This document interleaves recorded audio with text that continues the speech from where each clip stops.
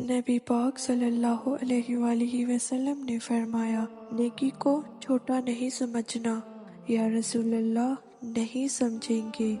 حضور صلی اللہ علیہ وآلہ وسلم نے فرمایا کہ نیکی کو کبھی چھوٹا نہیں سمجھنا، ہو سکے تو اپنے بھائی سے مسکرا کے بات ہی کر لینا۔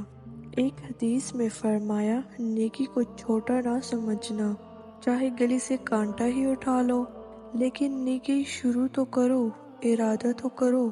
کسی اندھے کو سڑک ہی پار کرا دو، یہ بھی ایک نیکی ہے۔